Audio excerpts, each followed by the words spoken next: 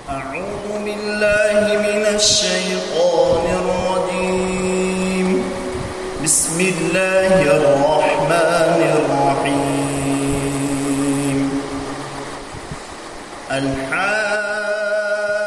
الحاقة ما الحاقة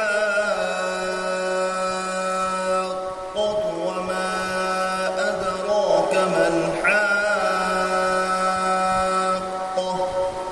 كذبت ثمود وعاد بالقارعة فأما ثمود فأهلكوا بالطاغية وأما عاد فأهلكوا بريح صرصر عاتية سخرها عليهم 7 ليال و8 أيام حسوما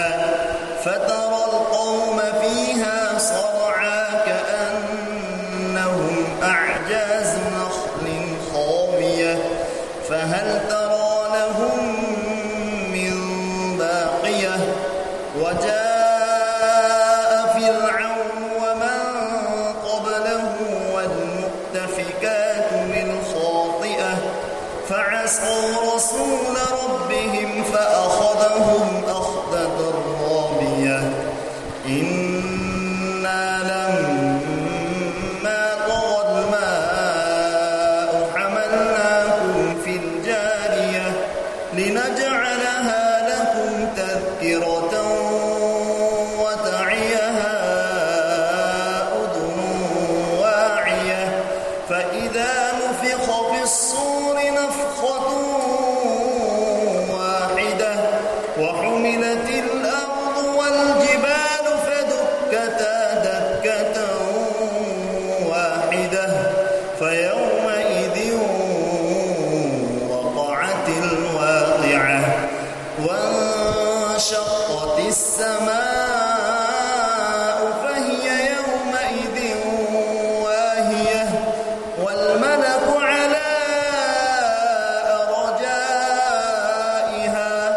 ويحمل عرش ربك فوقهم يومئذ 8 يومئذ تعرضون لا تخفى منكم خافية فأما من أوتي كتابه بيمينه فيقول هاؤم اقرءوا كتابيه إني ظننت أني ملاق حسابيه فهو في عيشة راضية في جنة عالية قطوفها دانية كلوا واشربوا هنيئا بما أسلفتم في الأيام الخالية وأما من أوتي كتابه بشماله فيقول يا ليتني لم أوت كتابيه ولم أدر ما حسابيه يا ليتها كانت القاضية ما أغنى عني ماليه هلك عني سلطانيه خذوه فغلوه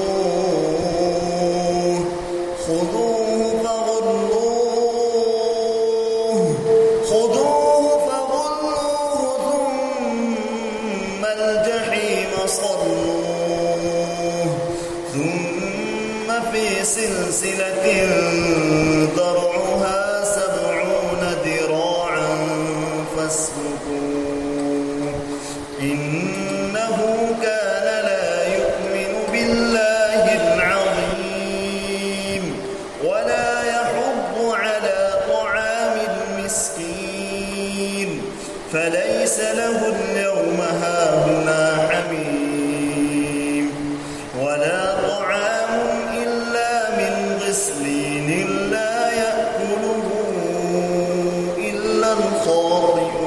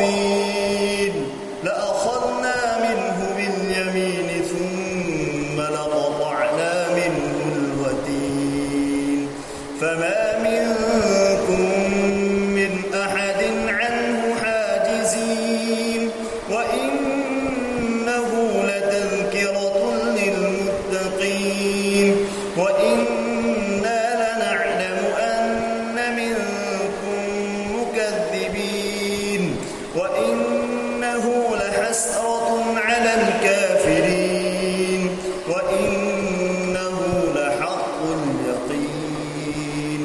فسبح باسم ربك العظيم. صدق الله.